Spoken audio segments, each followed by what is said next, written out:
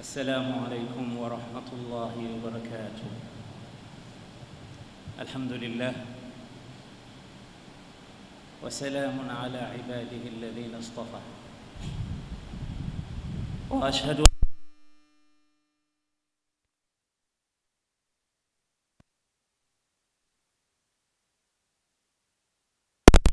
ثم هدى، وأشهد أن محمدًا خير خلق الله وإمام أهل التقى. اللهم صل وسلم عليه وعلى آله وأصحابه.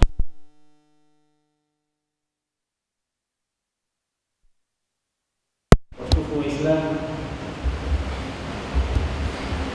baada ya kumshukuru Allah jalla jalaluhu na kumtakia rehema Bwana Mtume Muhammad, bila shaka tuko katika msimu wa kheri, tuko katika msimu au season ya kuchuma thawabu. Bayana tabia sharri aqsir, mwenye uchu na hamu ya kutaka kujijengea mema kesho, huu ndo wakati wako. Mwenye kutaka kurudi kwa Mola wako subhanahu wa ta'ala, huu ni wakati muafaka. Mwenye mizigo ya madhambi mbalimbali, ndo wakati wa kurudi kwa Allah jalla jalaluhu ili akusamehe makosa. Mwenye mambo umeyaeka muda mrefu, unatafuta solution yake, jikurubishe kwa Allah katika wakati huu, na Mwenyezi Mungu subhanahu wa ta'ala atakuwafikia kwa yale unayoyataka. Ndugu zangu, katika muda mchache ambao tunao, ningependelea kuisoma hadithi moja ya Bwana Mtume Muhammad sallallahu alayhi wasallam, alafu tuteremke nayo tujifunze katika hadithi hiyo, kwani maneno ya Mtume sallallahu alayhi wasallam daiman wa abada maliun bil khairat. Hadithi yenyewe inahusiana na fungamano kubwa la saumu. Bwana Mtume anasema katika hadithun mujazul mabna adhimul maana, ndogo majengo yake, lakini maana yake refu, pana, kubwa, muhimu sana. Lisaimi farhatan, mwenye kufunga ana furaha mbili. Lisaimi farhatan yafrahuhuma, furaha mbili hizi huzifurahia mwenye kufunga. Farhatun inda fitrihi, furaha ya kwanza pale wakati anapovunja saumu yake kwa kula. Wa farhatun inda liqa'i rabbih yafrahu bisawmihi, na furaha ya pili ni siku ambayo atakutana na Mola wake, alipwe malipo yake kwa funga yake ambayo aliitekeleza. Hadithi imekwisha. Mujaz adhim. Furaha mbili hizi ndizo zitakazoishi katika lahadhat mubaraka katika msikiti wa Mtoro kwa siku yetu ya leo. Furaha mbili, ya kwanza wakati wa iftar. Na wakati wa iftar unagawika katika mara mbili. Baada ya adhan pale ukaona kila mmoja anatafuta cha kutia ndani ili kuvunja saumu yake, na siku ya mwisho ile ya Eidul Fitri, na furaha inakamilika pale, na siku ya kukutana na Mola wetu subhanahu wa ta'ala.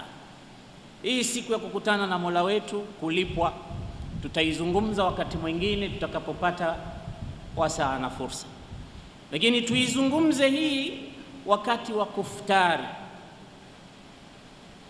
Bila shaka kitu ambacho mwanadamu ana hamu nacho sana siku ya kufunga, kwa ubinadamu ulivyo, ni kuja kutia riziki baada ya kuikosa kwa takriban masaa 13, wengine 16, wengine 19, na kuna wengine labda wanafunga mpaka zaidi ya hapo.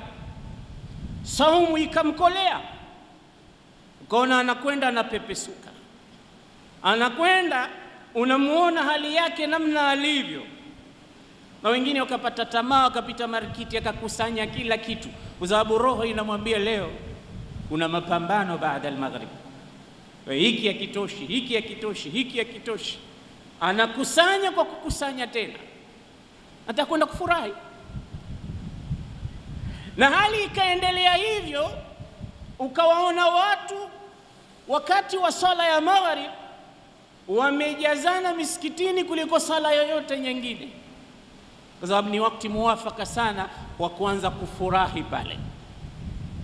Basi tusiwe tunafurahia tu kufurahi. Bwana Mtume wadaa lana adaban fi taam, Mtume ametuwekea baadhi ya adabu katika kula chakula. Ni vizuri sana Muislamu akachunguza wakati wa kula kwake, adabu hizi zimo, adabu hizi anazitekeleza, anafanya nini wakati wa chakula chake. Ismahu li an adhkura lakum ba'd al-adab. Peni muda wenu ndugu zangu Waislamu, tuzitaje pamoja baadhi ya adabu alizotufundisha Mtume wakati wa kula. Tusisahau kwa ule uchu wa kuftari tukakosa fadhila zinazopatikana katika adabu alizotufundisha muallimuna al-akbar wa sayyiduna Muhammad. Adabu ya kwanza, taban al-islamu nadhif fatanadhafu innahu la yadkhulu al-jannata illa an-nadhif. Muislamu wakati wote anatakiwa kuwa msafi. Kwa hiyo wakati andaa mazingira ya chakula chake, bila shaka usafi wa mikono unatakiwa. Kuna mambo Mtume ameyaweka hapa, akasema hivi katika hadithi aliyoisimulia bibi Aisha, anasema idha arada ahadukum an yakula ta'ama, wakati wa iftari sasa, anapotaka mmoja wenu kula chakula, faliyakul bismillah, aseme kabla ya kula chakula au wakati tu anaupeleka mkono wake kuchukua riziki ambayo Mungu amempa kwa siku ile, bismillah. Ili neno lisisahaulike, bismillah. Fa in nasiya an yadhkura Allah, ikiwa atakwenda kusahau wakati ule kutokamana na ukali wa kiu chakula, akasahau kusema bismillah, akakumbuka tena mwisho hata kama tonge limebaki moja, Bwana Mtume anasema faliyakul bismillahi ala awwalihi wa ala akhirihi, au bismillahi awwaluhu wa akhiruhu, au bismillahi awwalihi wa akhirihi. Zote hizi zimepokelewa, zimesimuliwa katika hadithi ya Bwana Mtume.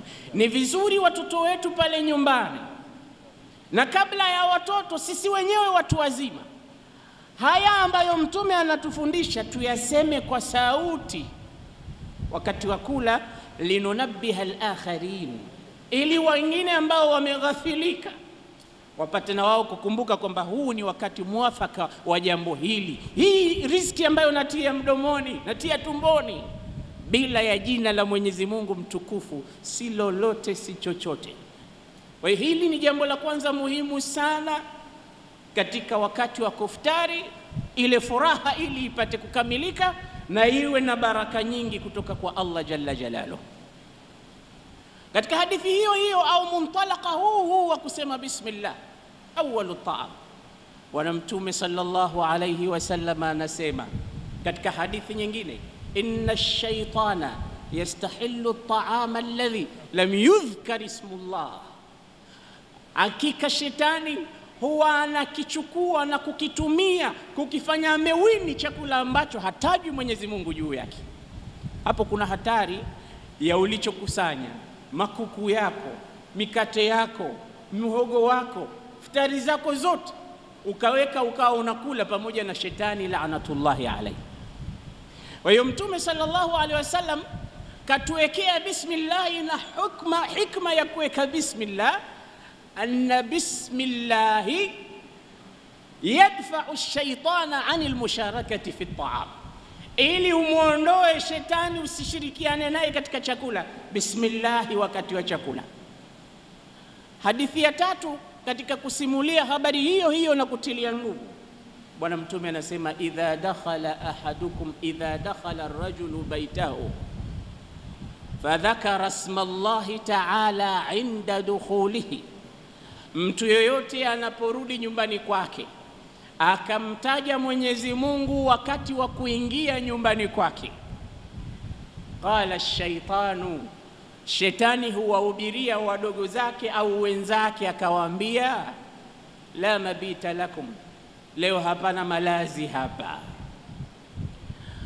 wa idha dhakara Allah inda ta'amihi qala, na akimtaja Mwenyezi Mungu mwenye nyumba wakati wa kuingia nyumbani kwake, shetani husema tena kuwaambia watoto wake, la mabita lakum wala asha, hapa hamna chakula cha usiku leo wala hamna malazi.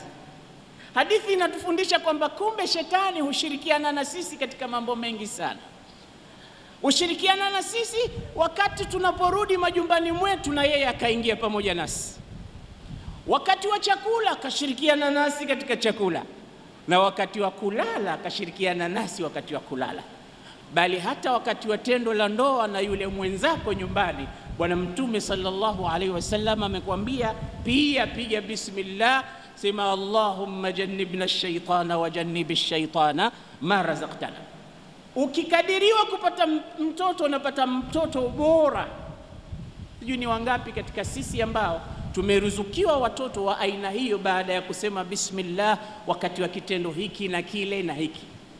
Ndugu zangu, Mtume sallallahu alaihi wasallam anaendelea katika hii hadithi ya Jabir, anasema fa idha lam yadhkuri Allah ta'ala, mtu akiingia nyumbani kwake asimtaje Mwenyezi Mungu inda dukhulihi, wakati wa kuingia nyumbani kwake, qala ash-shaytanu adraktumul mabit, shetani anawaambia wenzake, jamani, mmepata malazi leo kulala hapa.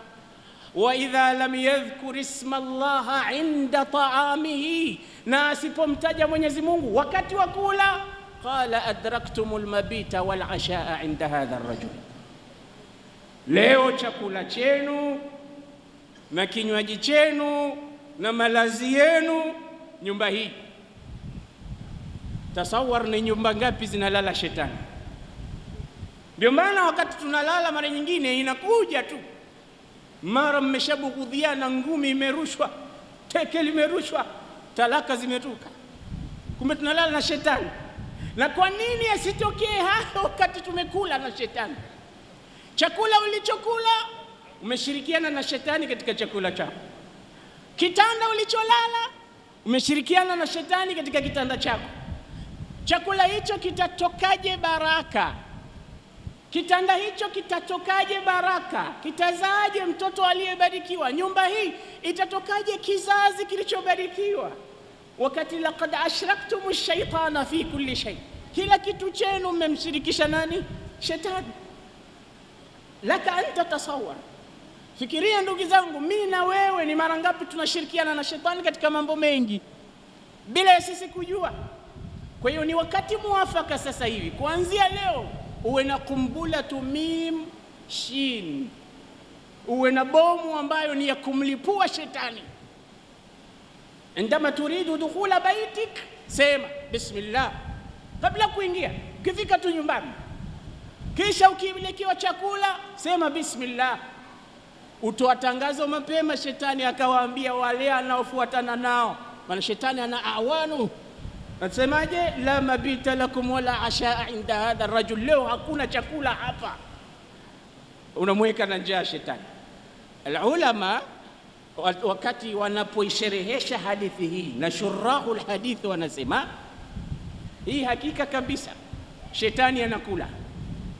Wamechukulia dhahir kabisa kwamba lianna ash-shaytan lahu min al-yadayn wal-rijlayn wa minhum adh-dhakar wal-untha. Shetani ana miguu, shetani ana mikono miwili, shetani kuna mwanamke, shetani kuna mwanamume. Kwa hiyo kula anakula kwa maana ya kula chakula. Na wapo ulama na shurahu al-hadithi wakasema la, sio kula kama wanavyokula watu wengine. Kile chakula kinafutwa baraka. Akisha kigusa shetani, chakula kile kimefutwa baraka. Kwa hiyo kula utakapokula, hakuna baraka katika chakula chako. Na chakula bora ni kile ambacho kimeingia baraka ndani yake, na si chakula tu. Umri wote Mwenyezi Mungu akiumiminia baraka, wewe nenda tena, manaki mushraib al-unuq, huna tatizo lolote. Lianna jundan min junudillahi halla fi umrik wa fi hayatika kulliha, sababu baraka ni mwanajeshi wa Mwenyezi Mungu. Anapotua katika kitu chochote, hicho kitu hakigusi kwa ubaya. Akitua huyo mwanajeshi huyo katika afya, wewe utaishi vizuri. Akitua katika umri, umri wako utaishi makrama. Akiitua katika mali yako itakuwa na baraka. Akitua kwa watoto wako, hutojuta ukasema nimezaa kijana au kijini, kwa sababu Mungu amempeleka mwanajeshi wake anaitwa nani? Baraka. Sasa kazi kubwa ya kupambana na haya yote ili tuyapate. Ukiingia nyumbani kwako kusema bismillah, shetani atatoa tangazo, atasema la mabita lakum. Wakati wa chakula sema bismillah, atatoa tangazo lingine la asha lakum. Mtume sallallahu alayhi wasallam baada ya hapo akatufundisha kitu kingine, akasema kul biyaminik, kula kwa mkono wako wa kulia. Katika hadithi vile vile bwana mtume anasema kuleni chakula chenu, au ilikuja katazo la taakulu bishimal, msitumie mkono wa kushoto katika chakula, fa inna ash-shaytana yaakulu bishimal, kwa sababu shetani anautumia mkono wake wa kushoto wakati wa kula. Kwa hiyo ukila wewe chakula chako kwa kutumia mkono wa kushoto, unafananisha nafsi yako na shetani. Katika hadithi nyingine alikula bwana mmoja mbele ya Mtume sallallahu alaihi wasallam kwa kutumia mkono wa kushoto. Mtume alipomuona vile akamfundisha mafundisho sahihi mwanadamu anayopaswa kufundishwa. Akamwambia kul biyaminik, bwana kula kwa mkono wako wa kulia. Yule bwana kwa jeuri akasema la astati, mimi siwezi kula kwa mkono wa kulia. Bwana Mtume akamrudishia akamwambia la istata'at, na wala hutoweza tena kula kwa mkono huo. Maapizo hayo, kama mwana kutoweza tena kula kwa mkono wa kulia. Ma manaahu illa alkibru, hakuna lilomfanya aseme maneno yale akajikataza isipokuwa kiburi kwa kumrudishia Mtume sallallahu alaihi wasallam maneno yale. Mtume anamuelekeza njia nzuri ya kula chakula, kula kwa mkono wa kulia, usile kwa mkono wa shoto. Ndio maana akamwambia mimi siwezi. Hii inaonyesha mtu anapokataa amri ya Mwenyezi Mungu na mtume wake kwa kiburi, sio kama yule anayeingia katika maasi. Angalia maasi ya Nabii Adam. Nabii Adam aliasi, na Ibilisi pia aliasi. Wote hawa walimuasi Mola wao. Ibilisi alimuasi Mwenyezi Mungu kwa kukataa kumsujudia Adam, na Adam alikula mti alioambiwa asile. Wote walimuasi Allah, lakini mmoja alisamehewa, mmoja kalaaniwa.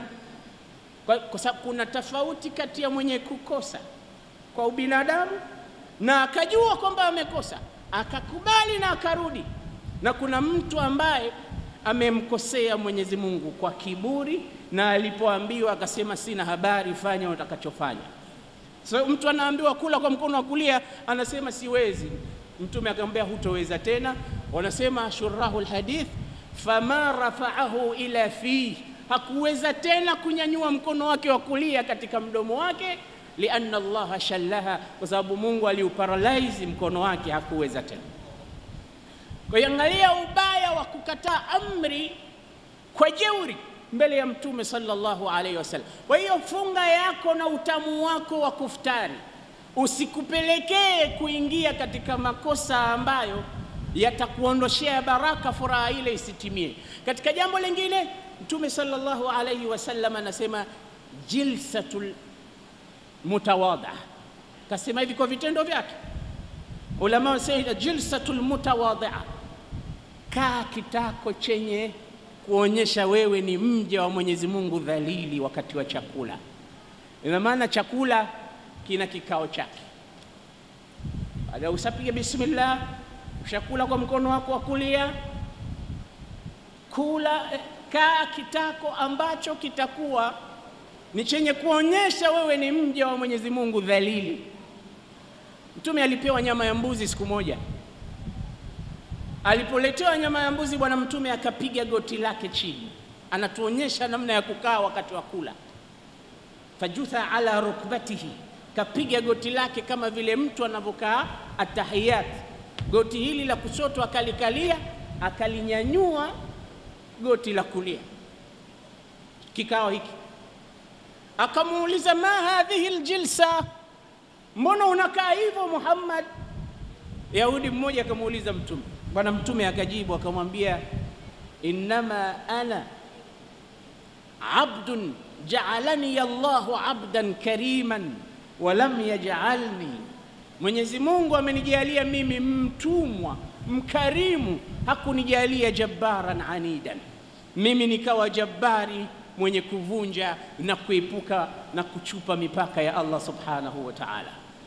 Ndugu zangu, hizi adab ni nyingi na bado tunaendelea nazo, lakini kwa sababu ya wakati wetu wa sala, naomba mnipe idhni na ruhusa tufunge sasa hivi, na tutaziendeleza inshallah baada ya kumaliza salatu at-tarawih. Mwenyezi Mungu atujalie siku zote ziwe za furaha ya rabbal alamin.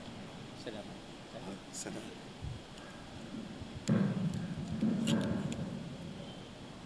Shukran Sheikh Othman Maali, kipenzi cha watu, na mimi nakupenda zaidi. Watukufu wa Islam, tutaanzia pale ambapo tulikomea kabla ya salatu al-isha,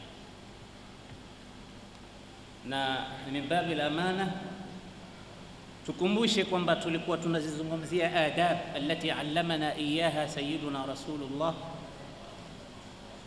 ili inapofika ile farhatul ula isije ikachafuliwa na shaitani, kwa sababu shaitani aliapa kwamba huku anakoletwa katika hii dunia atakuja kutupoteza. Kwa ajili hiyo Bwana Mtume sallallahu alaihi wasallam ametufundisha wakati wa kula tupige bismillah. Jambo la pili tukasema Bwana Mtume sallallahu alaihi wasallam ametufunza tule kwa mkono wa kulia. Na jambo la tatu tukasema miongoni mwa yale ambayo ametufunza Bwana Mtume sallallahu alaihi wasallam ni jilsatun mutawadhi'a inda al-akl, kikao cha kuonyesha kwamba wewe ni mja wa Mwenyezi Mungu uliyedhalili mbele yake. Tukatoa moja katika hadithi zake alipoulizwa, ma hadhihi aljilsa ya Muhammad, qala inna Allah ja'alani 'abdan shakiran wa lam yaj'alni jabbaran anida, Mwenyezi Mungu amenijalia mimi ni mja mwenye kushukuru, sio jabbar mwenye kupita mipaka.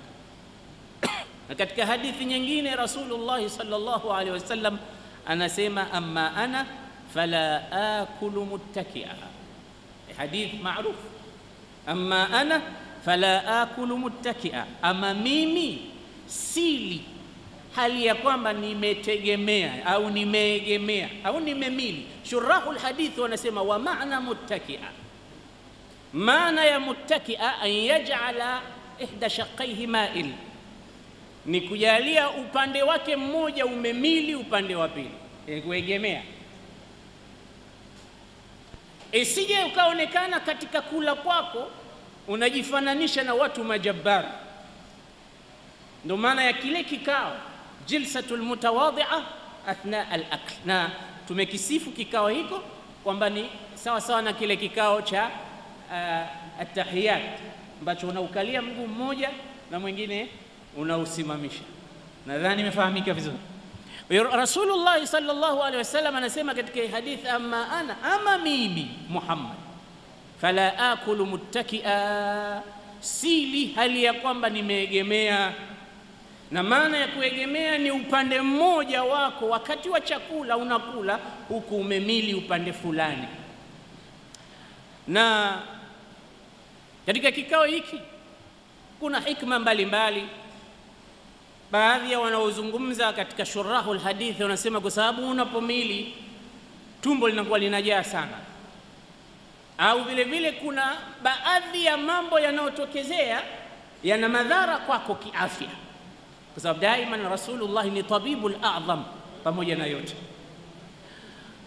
hiki ni kikao ambacho Mtume sallallahu alaihi wasallam, baadhi ya shurahul hadith walikwenda kusema kwamba hii ni haswa kwa Mtume, kwamba yeye hali aliye kwamba ametegemea. Wapo walioitafsiri hii amma ana, hichi kitendo cha amma ana fala akul muttaki, ama mimi, wasema hii hadithi hii ni special kwa Mtume Muhammad, yeye kwamba hali aliye kwamba ameegemea. Wapo waliosema ni kwa wote, mpaka sisi tunatakiwa tukila tukae katika position nzuri, tusiwe tunakaa vikao kufananisha na watu ambao ni majabar katika hii dunia. Miongoni mwa sunan na adab za chakula, al-aklu mimma yalik, ni kula kile kilichokuwa mbele yako. Sayyiduna Abdullah ibn Abbas anasimulia katika hadithi, anasema innal barakata yanzilu fi wasati at-ta'am fakulu min hafatayhi wala taakulu min wasati at-ta'am. Mtume anasema wakati unakula chakula, baraka inashuka katikati ya chakula.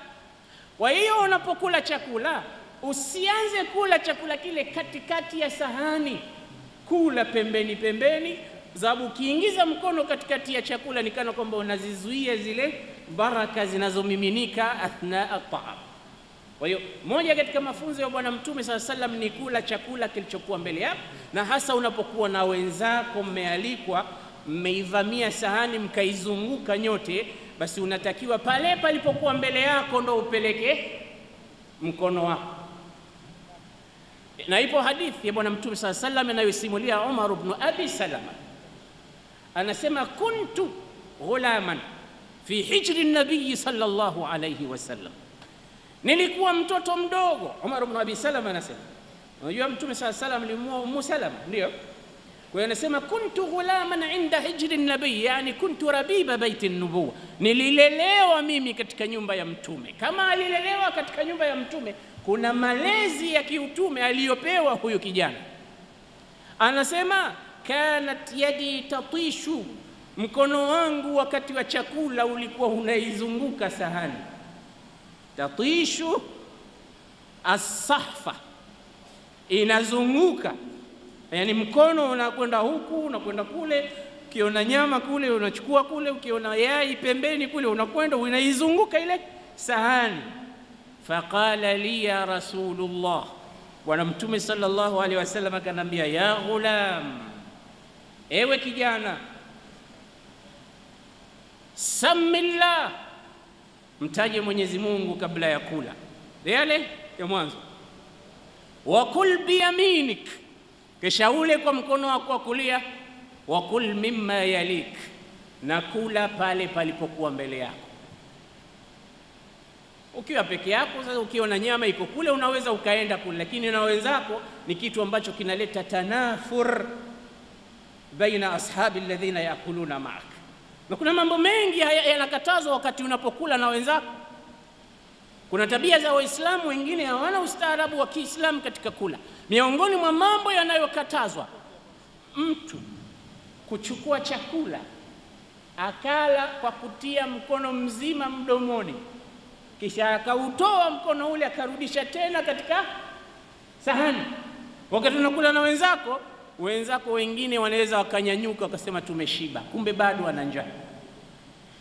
Na tabia moja nyingine ambayo wengi tunayo wakati tunakula pamoja ni kuchukua tonge, mtu akala, alafu nusu au katika lile tonge ambalo halikukamilika lote kwenda mdomoni, amelikata nusu akarudisha tena labda katika chombo ambacho anatumia na wenzake kama mchuzi. Hizi tabia zote hazitakiwi katika ustaarabu wa kula.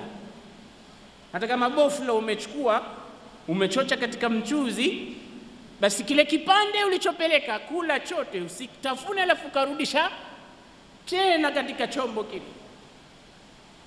Inaleta tanafur, watu kuona kinyana namna gani anafanya huyu. Au wakati wa kula wewe ukaona vuta makohozi, unatoa makamasi, unafanya vituko wakati wa kula. Hizi zote Bwana Mtume sallallahu alaihi wasallam anatufundisha ustaarabu, kwa sababu dini ya Uislamu ni dinul hadara, ni dini ya ustaarabu wa hali ya juu. Hakuna kitu isipokuwa Mtume ametufundisha. Ndio maana Qur'an sema ma farratna fil kitabi min shay, hatukubakisha kitu katika kitabu cha Qur'an. kimebainishwa moja kwa moja. Kwa hiyo kikao kimezungumzwa na kula kilichokuwa mbele yako ni katika adabu ambazo Bwana Mtume sallallahu alayhi wasallam alikuwa anatufundisha. Miongoni mwa adabu, alla yuiba at-ta'am, mtu asitie aibu chakula. Usije ukaletewa chakula baadaye ukaanza kukisumbulia, jamani hii chapati si akipigwa nayo mtu atakufa. Unaizungumza ile chapati au unakizungumza kitumbua au mchele au ugali uliopikwa kwa kutia aibu. Rasulullah haikuwa katika tabia zake hizo. Wanasema masahaba, ma'aba Rasulullah ta'aman qat in ishtahahu akala wa in karihahu taraka. Bwana Mtume hakuwahi kutia aibu chakula katika maisha yake. Akikipenda atakula, akiona hajakipenda atakiacha. Alipoletewa kenge, Bwana Mtume aliacha. Khalid akauliza, haramun dhab ya Rasulullah?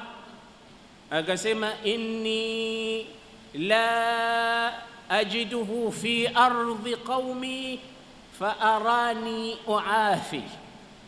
Sijawahi kuona katika ardhi za kwetu mnyama huyu watu wangu wanakula, mimi najiona simtaki. Hakutia aibu, hakusema kitu chochote kingine. We, miongoni mwa akhlaq na tabia za Muislamu, analetewa chakula anakula kama amekipenda. Hajakipenda hakiumbui na kukitia aibu. Huu ni muhogo jamani, ni mti, ni mikoko hii ya mti. Hapana, kula kama umekipenda, acha kama umekiacha. Hiyo ndio katika hadi ya Nabii sallallahu alayhi wasallam. Na miongoni mwa adabu alizotufundisha Bwana Mtume sallallahu alayhi wasallam, aklu bi thalathati asabi', ni kula kwa kutumia vidole vitatu. Sasa hapa ndo pana kazi. Kuna watu wengine mikono yao ilikuwa mikubwa, wamespecialize katika kukata matonge. Unaweza ukaona tonge kilo kasorobo katika mkono wa mtu. Sasa huyu mtu ukimwambia kula kwa vidole viwili au vitatu hakuelewi. Anaweza kujiambia hasa katika nafsi yake, mimi sunna zote nitafuata, lakini hii itanishinda, mtaniua. Vipi mtu anakula kwa vidole vitatu? Na vidole vitatu vyenyewe ni hiki cha shahada na hiki cha kati, vikisaidiwa na kidole hiki. Au vile vile shura hadithi wanasema ni vidole hivi vitatu, unaweza ukatia msaada kwa kidole hiki. Naam, vidole hivi au vidole hivi vitatu, msaada kwa kidole gumba. Yaani unapokula kwa vidole hivi kunapatikana taklilu luqma au tasghiru luqma, tonge kuwa dogo. Na tonge likiwa dogo unaweza ukalikontroli mdomoni, ukalitafuna vizuri, na digestion system ikaenda kusaga bila matatizo yoyote. Lakini unapotia tonge mdomoni likaenda likakwama hapa katika koo, aliye karibu akatafuta first aid akaona ni kukupiga konde la mgongo, unaweza ukakosekana pale, badala ya watu kushughulikia chakula tena ukapelekwa hospitali. Sasa Mtume sallallahu alaihi wasallam kana yaakulu bi thalathati asabi'. Asabi' ni jamu ya isba. Unaweza kusema isba au usba au asba, sema utakavyotaka, lakini be na swad iwe na sukun na be iwe na fatha. Sasa Mtume sallallahu alaihi wasallam ametufundisha mpaka kukata namna ya tonge au kile chakula, namna tunavyokila. Na unapotafuna usizungumze wakati wa kutafuna kwako, kwa sababu kule kuzungumza kile chakula kinaruka ruka, na pengine kitaruka kitarudi katika sahani, na pengine uko na wenzako na watu wazima na watu ambao wana heshima zao. Haitakiwi wewe uwe unakula huku unatafuna. Ama kula na kusema inaruhusiwa, kwa sababu imepokewa kwamba Mtume alikuwa akisema na sahaba zake wakati wa chakula, kama vile anavyozungumza kuwaelimisha au kuzungumza chochote cha faida katika chakula. Kwa hiyo unapoitwa katika chakula, si vizuri kukaa kimya wakati wa chakula. Mnaweza mkaongea, lakini pia maongezi wakati wa chakula, hasa wewe mwenye nyumba, labda umewaalika watu, usiwe unazungumzia watu kuhusu zuhudi ya kula kidogo, au kuhusu moto, au kuhusu hadithi yoyote ambayo itawapelekea watu kuchukia na kukosa ile testi ya kile chakula. Na wala usiwe unakula huku unawatizama wenzako kwenye macho, kana kwamba unataka kuona hapa nani mwenye tonge kubwa kuliko la mwingine. We kula pahala pako ambapo wewe unahusika ule, usimtizame mtu machoni. Na by the way, hapa tunataja kwamba katika huu mwezi wa mtukufu wa Ramadhani huwa tunaalikwa sana, asije mtu akaenda pahala kula bila mwaliko. Labda iwe ni pahala ambapo unajua hapa mahsus mwezi wa Ramadhani watu wanakula, ni urfi na ada imejulikana kwamba msikiti wa Mtoro kifika siku fulani kuna mawaidul iftar, hii ni wowote atakayekuja pale. Lakini umepita nyumba ya jirani, umesikia mama anakaangiza huko, ukasema leo baada al-maghribi mubashara, stage ya kwanza nyumba ya ustadhi fulani. Hii haitakiwi. Hii ni tabia inayoitwa at-tatfil. Katika Uislamu ni haramu mtu kusubiri nyakati za kula tu ndo akaenda akafanya ziara. Na Qur'ani imezungumza, masahaba waliambiwa, ya ayyuhalladhina amanu la tadkhulu buyutan nabiy illa an yu'dhana lakum ila ta'amin ghayra nadirina inah ولكن إذا دعيتم فادخلوا فإذا طعمتم فانتشروا ولا مستأنسين لحديث إن ذلكم كان يؤذي النبي فيستحيي منكم والله لا يستحيي من الحق شيئا. مصابة اليوم يا أيها الذين آمنوا لا تدخلوا بيوت النبي، enyi mlioamini msiende katika nyumba ya mtume kama hamjaalikwa. Sione nyumba ya mtume wetu bwana, kula bure pale chochote wakati wote anytime. La tadkhulu buyutan nabi illa yu'dhana lakum, labda mpewe idhni, walakin idha du'itum fadkhulu, mkiitwa nendeni, mkialikwa sasa nendeni bwana, na waalikeni. Na katika faida za kualikwa, ukialikwa wewe usimchukue mwanao. Wengine anaalikwa anasema bwana itabidi nyumbani leo tusipike, fulani kanialika, nenda peke yako. Rasulullah sallallahu alaihi wasallam aliwahi kualikwa, bwana mmoja akafuata na yeye. Hii mambo ya kufuata hii. Siku moja bwana mmoja aliona watu wanakwenda wamevalia vizuri, akasema hao wamealikwa kwa mfalme. Kaingia naye kundini. Kufika ukumbi wale wamehukumiwa kunyongwa. Sasa vipi? Mimi naona wamevalia rasmi, nimefikiri kuna mlo pala fulani. Sasa mlo ni huu hapa.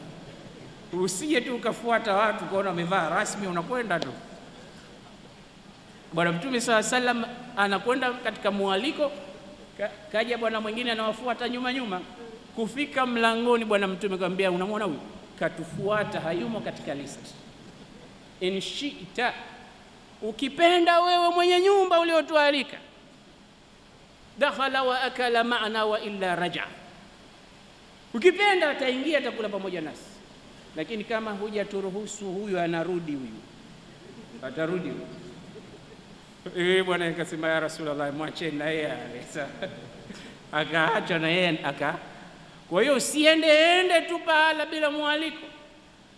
Labda unakwenda kwa ndugu yako ambaye yeye mwenyewe anapenda. Kuna baadhi ya watu hata wakija wakikuona nyumbani kwako umekaa unakula, nasema hivi ndio ninavyotaka. Watu aina hiyo ni watu mwenyewe unawajua mahsus. Inasemekana hata bwana Mtume SAW aliwahi kuingia nyumba ya bibi mmoja akiitwa Barira. Bwana Mtume SAW akala chakula na kilikuwa ni chakula cha sadaqa, na Mtume alikuwa hali sadaqa. Alipoambiwa akasema hii ni sadaqa kwa Barira, kwetu sisi ni zawadi, sio sadaqa. Kwa hiyo Mtume SAW anawajua watu ambao anakwenda bila kualikwa, na wewe unawajua. Wapo watu katika maisha yako unajua kwamba hawa hata wakiniona ninakula chakula kaekewa na mke wake, basi atafua keep it up. Hivyo ndio unavyotaka. Hapa usione haya. Mtume SAW alikwenda yeye na Sayyiduna Umar na wenzake katika masahaba, kwa mmoja katika Ansari walikuwa na njaa. Sasa twendeni kwa fulani. Hawajalikwa. Hawakualikwa. Yakiwa anajua kule hatufukuzwi. Na yule bwana mwenye nyumba alisema, leo hakuna watu walikuwa na ugeni mkubwa kuliko mimi. Yeye mwenyewe kaona hiyo ni fursa dhahabia. Opportunity, golden chance. Ugeni wa Mtume, kaambia mke wangu fanya mambo huko. Hakuna mtu leo ana ugeni mzito kama wako hapo. Sasa watu kama hawa wewe unawajua, sio unakwenda kwa mtu umesikia tu harufu ya chapati. Haitakiwi katika uso. Wewe Bwana Mtume SAW hakutuachia kitu sisi Waislamu kwa ustaarabu, hata tusiharibu ile furaha yetu ya kufunga kwa kuftari kwa kumwendekeza shaitani. Vile vile katika sunan na adab za Bwana Mtume SAW alizotufundisha, taklilu taam, kula kidogo katika chakula ambacho utakula. Usije ukala mpaka ukatafuta msaada wakati wa kunyanyuliwa. Kula kidogo. Hadithi ya Bwana Mtume sallallahu alaihi wasallam inasema, ma mala ibnu adama wi'aa sharran min batnihi, hajawahipo mwanadamu kujaza chombo kibaya kinye madhara makubwa kama kulijaza tumbo lake. Limadha? Yaqulu al-atibba'u inna al-ma'idata baytu ad-da', wa madaktari wanasema tumbo ndiyo nyumba ya maradhi. Fa idha imtala al-ma'ida au imtala'at al-ma'ida, likijaa hilo tumbo bure unaalika maradhi. Wa idha intadhamat al-ma'ida, lakini likienda vizuri katika process zake zinavyotakiwa, afya unapata. Sayyidina Umar alikuwa mkali katika watu wenye kula sana. Anasema iyyakum wal batwana maana ni mtu kujaza tumbo lake, ikawa tumbo limemjaa, anatafuta wilbaro anyanyuliwe katika mahfal. Iyyakum, tahadharini sana. Kwa nini Umar? Sema innaha maksalatun an sala, kwanza inaleta uvivu wa kufanya ibada, wa mu'dhiyatun liljism, na vile vile ni udhia kula sana katika mwili. Umeshakula sana sasa hata tarawih unaifikiria, sije niende leo au nipumzike, Allahu ghafurur rahim, unalala. Lakini ukijizoazoa, ukija ukipata imamu, imamu anapenda sifa, sura refu yote ya nini, sisi leo taabani. Ndio yule mmoja alikuwa anamkosoa imamu alipokosea katika nini, amesahau aya, badala kumkumbusha ile aya akamwambia qul huwallahu ahad. Nini yote imamu isoma qul huwallahu ahad, tumalize twende zetu. Hawa ndo wadhivu wa sala na wanakula sana mpaka inafika pahala anaona imamu huyu bwana wa leo anaweza kahama msikiti. Fa iyyakum wal batana. Sasa faida yake nini kula kidogo? Ndio hadithi inasema, mamala ibnu adama wi'aa sharran min batnihi, hicho chombo unachokijaza hicho ndo maradhi yanatoka hapo. Fa inasema bihasbi ibn adam, yani yakfihi ibn adam, inamtosha mwanadamu luqaimatin yuqimna sulba au ukulatun yuqimna sulba, inamtosha mwanadamu tonge 2-3 zitakazompa nguvu ya kusimamisha uti wake wa mgongo vizuri akapata nguvu.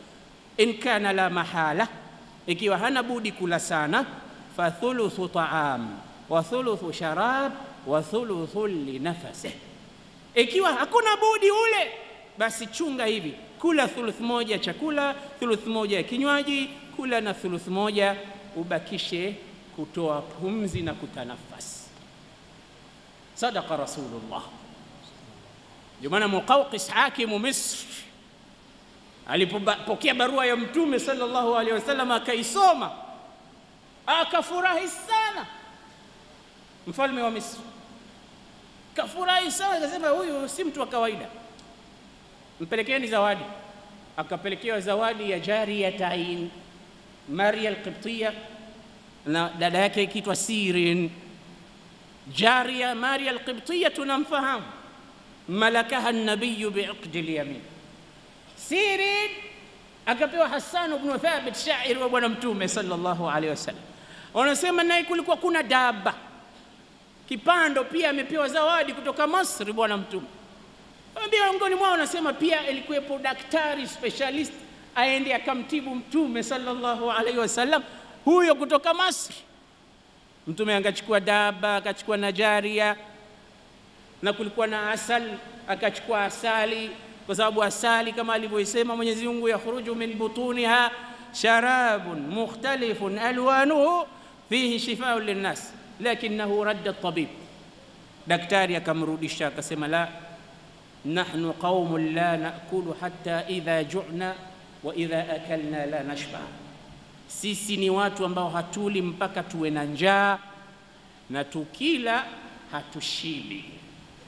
Hatushibi tukavimbiwa tukashindwa kunyanyuka. Lakini lisanul hali ya shababu asrina linasema hivi, nahnu qaumun la naakulu hatta idha ju'na wa idha akalna la yabqa shay'un. Hivi ndio tunavyosema sisi. Sisi ni watu hatuli mpaka tuwe na njaa, na tukila hakubaki kitu. Wauliza hal min mazid? Rasulullah anasema kula luqaimatin yuqimna sulbak. Na miongoni mwa adab ambazo mtume sallallahu alaihi wasallam amefundisha, adamu tanaffusi fil ina, mtu asipumulie katika chombo. Labda unakunywa katika kopo, sio unahemea humo ndani, unapumulia humo ndani. Wanaf au nafak, kupuliza ndani ya chombo ambacho unatumia kwa kula. Zamani bwana mtume sallallahu alaihi wasallam, tunapokea katika hadithi zinazosimuliwa katika sira yake, walikuwa watu wanakunywa kutumia chombo kimoja na hawaoni tatizo. Nasema siku moja Rasulullah amekaa na wazee upande wake wa kushoto, alafu upande wake wa kulia amekaa na kijana.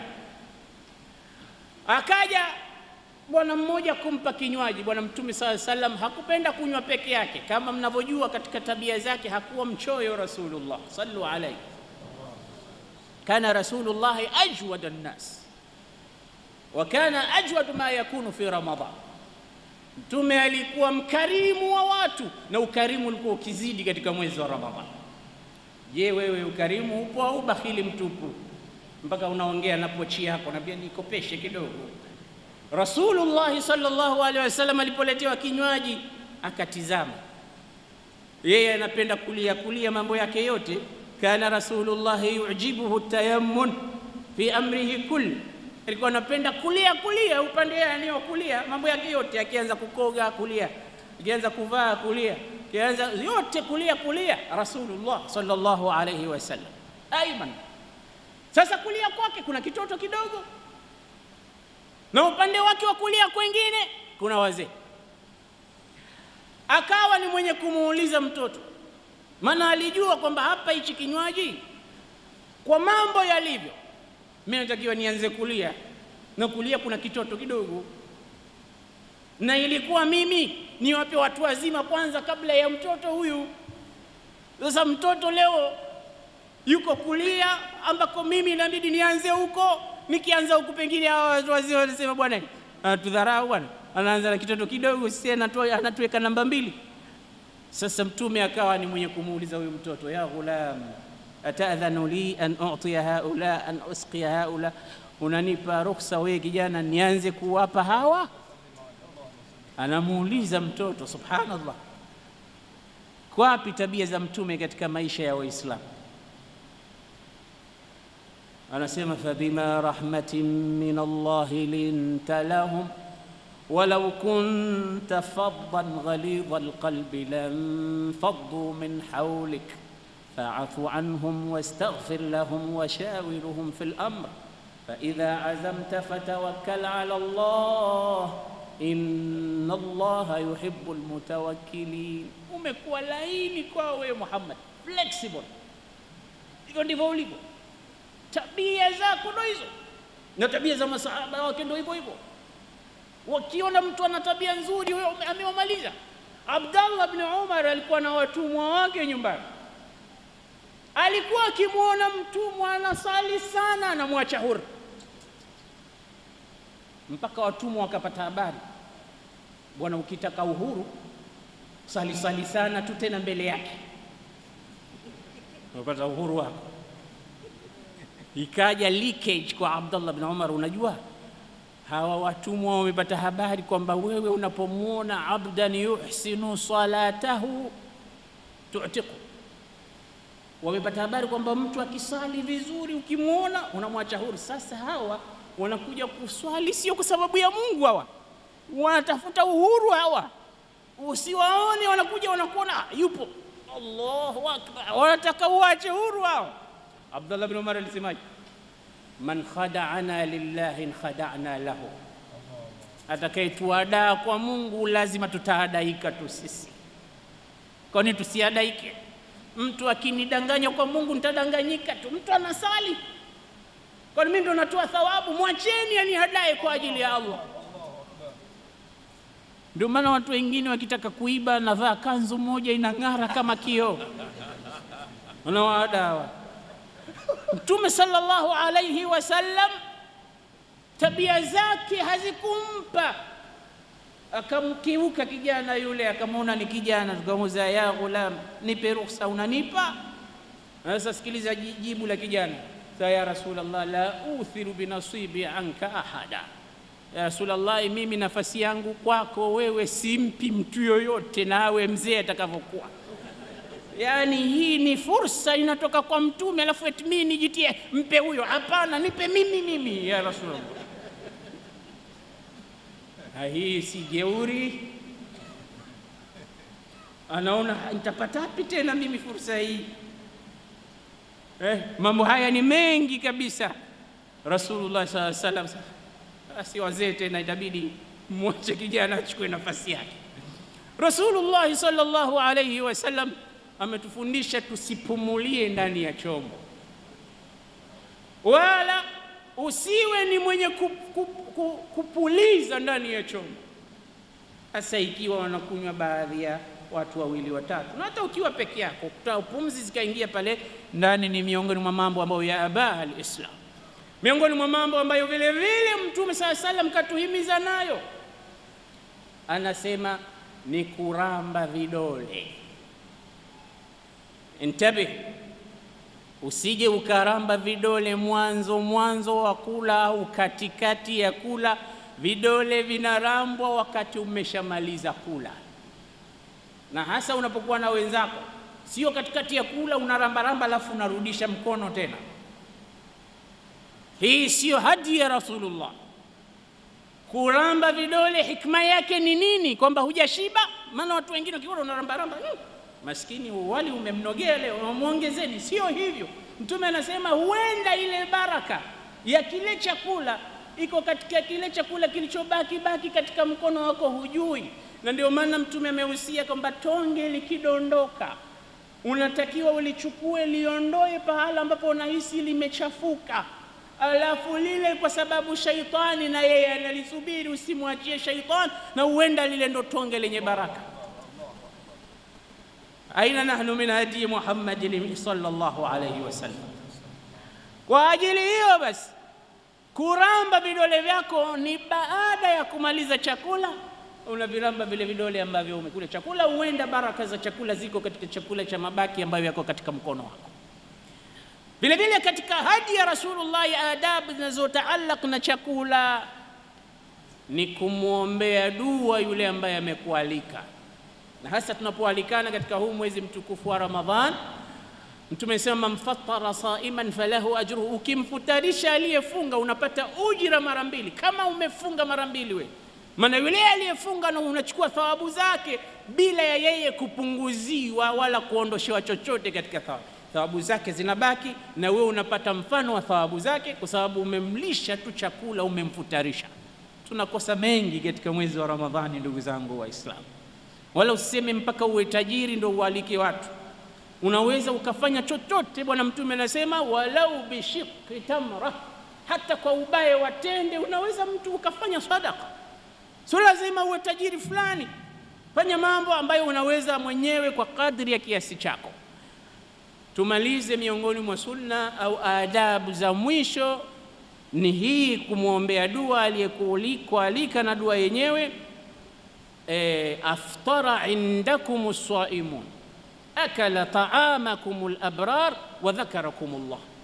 Miongoni mwa dua alizofundisha Mtume, yani wamekula au wameftari kwenu nyie waliofunga, na wamekula chakula chenu watu wema, na Mwenyezi Mungu amewataja kwa kheri katika malai. Na kuna nyingine miongoni mwa dua ambazo maathura katika dini. Kitu cha mwisho, ghaslu al-yadaini ba'da al-akl, kukosha mikono baada ya kula.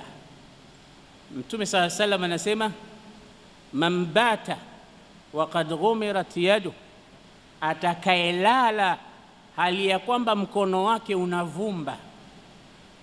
Ghimar ni dasam iliyo, yani ile dasam wanahitaji chombo au mafuta yale ya nyama au samaki, vumba lile iliyobakia katika mkono. Atakayelala na vumba katika mkono wake, fa in asabathu shay'un fala yalumanna illa nafsa, likimpata lolote mtu huyo asilaumu mtu, ailaumu nafsi yake. Maana unaweza ukalala na vumba, kwanza panya wakaja wakatafuna vidole vyako, komba mwiko na wadudu wengineo, na maradhi pengine yakakukuta kutokana na ile. Mtume sallallahu alayhi wasallam akwambia, ukilala na vumba mikononi usije ukamlaumu mtu yoyote isipokuwa ilaumu nafsi yako. Kwa kuwa watu wengine wanaenda mbali na ni usiku sana, tutosheke kwa haya. Na kama alivyosema Sheikh, aliuliza swali, kama kuna maswali lakini yasiwe mengi, yawe maswali angalau matatu au mawili au hata moja. Islam ni kutojua adabu ya chakula. Leo umewapa darasa zuri ambalo naamini kwamba baadhi yao walikuwa hawajui, na umetoa katika wakati mnasaba ambapo vyakula vimekuwa vikitumika wakati wa magharibi kama iftari, lakini nyakati ya usiku mkubwa kama daku. Lipi hasa lililokupelekea kuona kuzungumza jambo hili ambalo katika mwezi mtukufu wa Ramadhani si wengi kufikiria kuzungumza kuhusiana na chakula? Alhamdulillah, kwanza kabisa namshukuru Allah kwa kuniafikia kusema chochote, kwa kujielimisha mwenyewe nafsi yangu na ndugu zangu Waislamu. Awalan wa akhiran, tunaweza kusema dhalika fadlullahi yutihi man yasha. Hayo yote Mwenyezi Mungu mwenyewe ndio mwenye kupanga, sisi tu tunakwenda tu katika ile mipango ambayo Mwenyezi Mungu Azza wa Jalla amezungumza. Na kama ninayejaribu kufanya da'wa kwa nafsi yangu na kwa ndugu zangu, wanajaribu kutizama maudhui mbalimbali ambayo yanawahusu jamii katika siku zote wanazoishi, na hasa yale maudhui ambayo yanakwenda sambamba na wakati, ambayo yataleta faida katika kile kitu ambacho hasa nimekiona kwa wakati ule kinasumbua au kinakhalifiwa au watu wanakwenda kinyume na mafunzo hayo. Inshallah Mwenyezi Mungu atukubali kwa nia zetu na atujalie tulipokosea, inshallah tusamehe. Allahumma amin. Lakini kuna jambo ambalo limekuwa likizoeleka na jamii kuhusiana na swala la chakula. Kula mtu huku akiwa anatembea na hukulisema hili katika mafundisho ya dini. Ndiyo. Inakuwaje? Kuna mengi ambayo sikuyasema kwa sababu ya kuchunga wakati, lakini hilo ni moja katika masala muhimu sana. Kula mtu anatembea, ikiwa kuna dharura ambayo imemfanya mtu ale huko anatembea, sio tatizo. Uislamu unakubali jambo hilo, kwa sababu imepokewa pia na Sayyiduna Abdullah ibn Umar, mwana wa Umar ibn al-Khattab, anasema kunna naakulu fi ahdi rasulillahi wa nahnu namshi wa nashrabu wa nahnu qiyam au nahnu qaimun.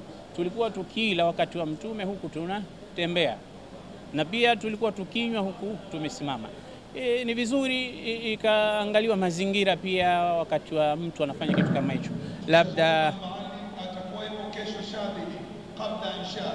Labda watu wako vitani au mtu amealikwa katika karamu, nafasi ya kukaa ni ndogo, anaweza akala huko amesimama, au hali yote circumstances ambazo zitamfanya mtu au anakula huko anatembea, hakuna matatizo yote ikiwa kuna dharura kama hizo katika dini. Hamna matatizo. Kupitia Extra Channel na wakati huu basi ni wako kulizungumza lolote lile ambalo ni manufaa kwa mtazamaji ambaye anakuangalia, kama unahisi linawasilishwa. Najua kipo cha mwisho cha kusema kwa manufaa ya mtazamaji wangu? Karibu. Inshallah, naomba Mwenyezi Mungu kwanza tuwafikie tuweze kufunga mwezi mtukufu wa Ramadhani wote na tutakabalie amali zetu zote, na wahusia ndugu zangu Waislamu na wote ambao wananisikia sasa hivi kwamba huu ni msimu wa kuchuma, ni mwezi wa Ramadhani. Kuna wengine hatukuwa nao, tulikuwa nao, sasa hivi wametuacha na sisi hatujui kama tutamaliza. Kwa hiyo tupatilize. Bwana Mtume sallallahu alayhi wasallam anasema raghima anfu mri'in dakhala ramadhanu wa kharaja wa lam yughfar lahu, amepata hasara sana mtu ambaye Ramadhani itaingia na itatoka hakusamehewa dhambi lake hata moja. Kwa hiyo tuitumie Ramadhani, tutumie wakati huu wa kufanya mema mbalimbali ili tupate fadhila kwa Mola wetu. Wassalamu alaykum. Wa alaykum assalam wa rahmatullahi wa barakatuh. Sheikh Uthman Maalim, barakallahu. Nitumie nafasi hii yako mtazamaji kukusihi tu bado kuendelea kuitegea jicho extra kwa mengi ambayo unaweza ukafahamu, utastafidi, utajua ambavyo ulikuwa huvijui. Kutoka katika msikiti wa Mtoro jijini Dar es Salaam, iko katika wilaya Ilala, mkoa huu wa Dar es Salaam, jiji la raha. Ni kutakie tu usiku mwema, huku kama ada na desturi nikikuaga kukwambia amani ya Rahmani, kudra zake manani na ulinzi wa kahari zianze kunawiri kwangu, zitandae hapo ulipo. Katibu kapi, ondoka.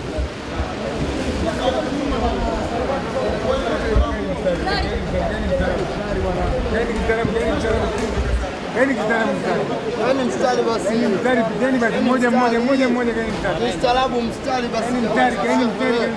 Soma subira. Mstari.